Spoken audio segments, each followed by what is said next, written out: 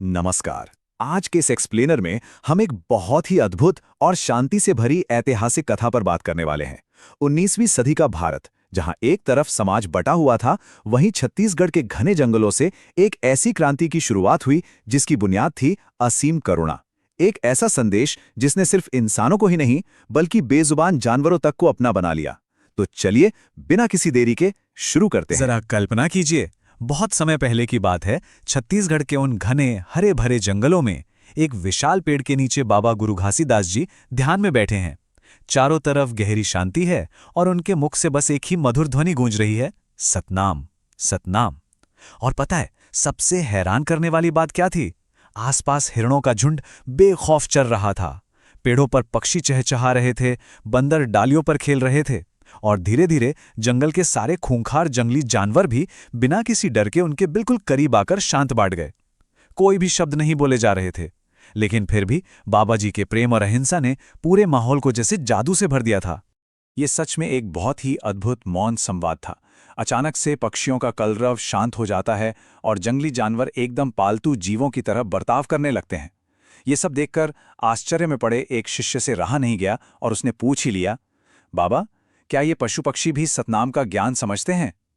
अब जाहिर सी बात है, बाबा जी उन्हें इंसानों की तरह शब्दों में कोई शिक्षा तो नहीं दे रहे थे ना।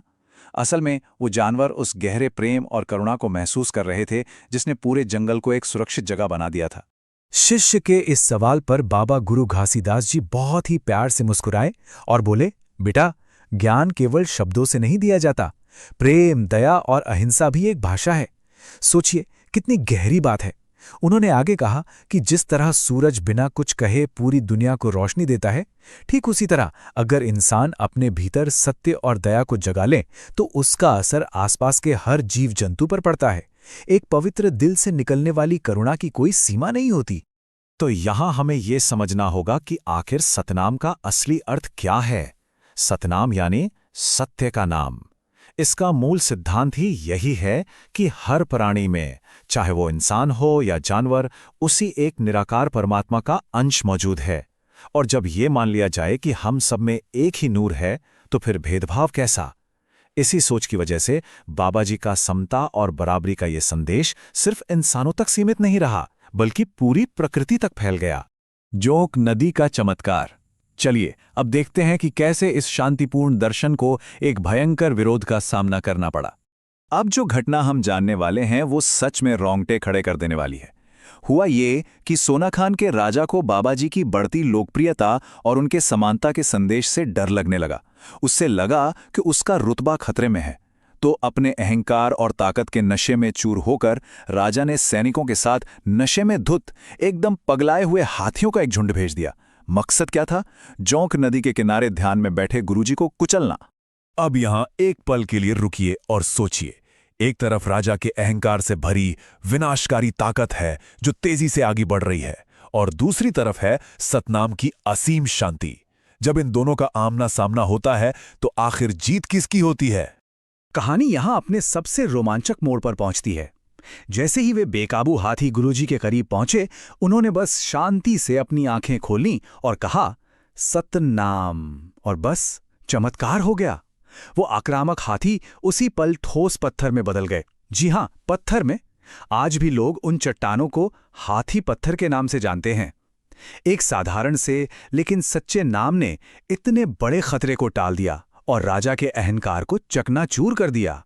इस पूरी घटना से जो सबसे बड़ा सबक मिलता है वो ये है कि सच्ची ताकत हिंसा या हथियारों में नहीं है, वो सिर्फ सत्य और सतनाम में बसती है। इस हाथी पत्थर की घटना ने हमेशा के लिए साबित कर दिया कि आध्यात्मिक दृढ़ता और अहिंसा के सामने कोई भी शारीरिक ताकत या क्रूरता टिक नहीं सकती। जंगल से निकलकर सामाजिक क्रांति तक का सफर। वक्त आ गया था इस करुणा भरे संदेश को उस समाज तक पहुंचाने का जो ऊंच नीच में बुरी तरह बटा हुआ था। अगर हम 19वीं सदी के छत्तीसगढ़ की कड़वी सच्चाई पर नजर डालें तो वहां एक बहुत ही दमनकारी जाति व्यवस्था और भयंकर छुआछूत हावी थी। समाज के एक बड़े वर्ग को बुनियादी इंसानी हकों से महरूम रखा जाता था। उन्हें जानवरों से भी बदतर समझा जाता था। इसके ठीक उलट सतनाम पंथ का नजरिया एकदम क्रांतिकारी था। मानव मानव एक समान। गुरुजी ने एक ऐसे समाज की कल्पना की जहां कोई जाति न हो और हर इंसान को पूरा सम्मान और गरिमा मिले। और इस बदलाव को सिर्फ बातों तक सीमित ना रखकर जमीनी हकीकत बनाने के लिए गुरुजी ने सत साधना के 7 बहुत ही व्यवहारिक नियम दिए। इनमें शामिल था एक निराकार ईश्वर पर अटूट विश्वास, मूर्ति पूजा का पूरी तरह से विरोध, हर इंसान को बराबर मानना, पक्का शाकाहारी होना और हर तरह के नशे से दूर रहना। इसके अलावा कड़ा नैतिक आचरण और जानवरों की सुरक्षा भी इसमें अहम थी। पता है इन नियमों ने क्या किया? इन नियमों ने उन सभी आधारों को ही जड़ से काट दिया जिनका सहारा लेकर समाज के कुछ वर्ग छुआछूत को सही ठहराते थे। इस सामाजिक आंदोलन को एक नई और मजबूत पहचान भी मिली। सतनामी समाज के ये 7 प्रतीक सिर्फ कोई डिजाइन या चिन्ह नहीं है, बल्कि ये उनके गहरे आध्यात्मिक अनुशासन का प्रमाण है। इन चिन्हों ने सदियों से शोषित और हाशिए पर धकेले गए लोगों को एक नई, गरिमापूर्ण और सम्मानजनक सामूहिक पहचान दी। उन्हें ये एहसास दिलाया कि वो भी इस समाज का एक अहम हिस्सा है। बाबा जी का प्रकृति और जीव जंतुओं से जो गहरा प्रेम था, वो उनके बनाए नियमों में साफ झलकता है। उन्होंने सिर्फ इंसानों के अधिकारों की ही बात नहीं की, बल्कि जानवरों के लिए भी ऐसे नियम बनाए जो उस जमाने के हिसाब से बहुत ही क्रांतिकारी थे। जैसे कि उन्होंने दोपहर के भोजन के बाद खेतों में गायों और बैलों से जुताई करने पर पूरी तरह रोक लगा दी। क्यों? ताकि जानवरों और काम करने वाले किसानों दोनों को आराम मिल सके। ये नियम हमें सिखाता है कि हमारी करुणा का दायरा सभी जीवों तक फैला होना चाहिए। सफेद रंग का ये जैत खाम और उस पर लहराती सफेद पताका, ये सत्य और शांति का एक बहुत ही शक्तिशाली प्रतीक है।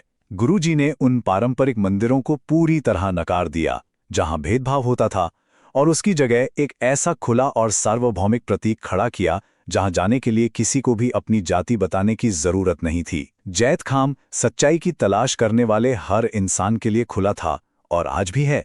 सतनाम की अमर विरासत। जंगल के उस शांत सन्नाटे में शुरू हुआ ध्यान आज एक जीवंत क्रांति बन चुका है। आज के इस आधुनिक युग में भी उनके विचार सिर्फ किताबों में बंद नहीं हैं, बल्कि पूरी तरह जीवंत हैं। आज दुनिया भर में सतनाम पंथ के करीब 40 लाख से ज्यादा अनुयायी हैं। उनके पर्यावरण और प्रकृति प्रेम को सम्मान देते हुए गुरु घासीदास राष्ट्रीय उद्यान बनाया गया है। इसके साथ ही एक केंद्रीय विश्वविद्यालय भी उनके नाम पर स्थापित है। अगर सच कहा जाए तो उनके सत्य और समानता के सिद्धांतों ने ही आज के आधुनिक छत्तीसगढ़ के सामाजिक और नैतिक ढांचे की एक बेहद मजबूत नींव रखी है। तो इस पूरे एक्सप्लेनर के अंत में हमारे सामने एक बहुत ही गहरा विचार आता है। अगर गुरु घासीदास जी की असीम करुणा खूंखार जंगली जानवरों को शांत कर सकती है, अगर वो सदियों पुराने सामाजिक भेदभाव को तोड़ सकती है, तो आज की इस बंटी हुई और तनाव से भरी दुनिया में हम सतनाम की इस सार्वभौमिक भाषा को कैसे अपना सकते हैं? सच में ज्ञान सिर्फ शब्दों में नहीं, हमारे बर्ताव और आचरण में भी झलकना चाहिए।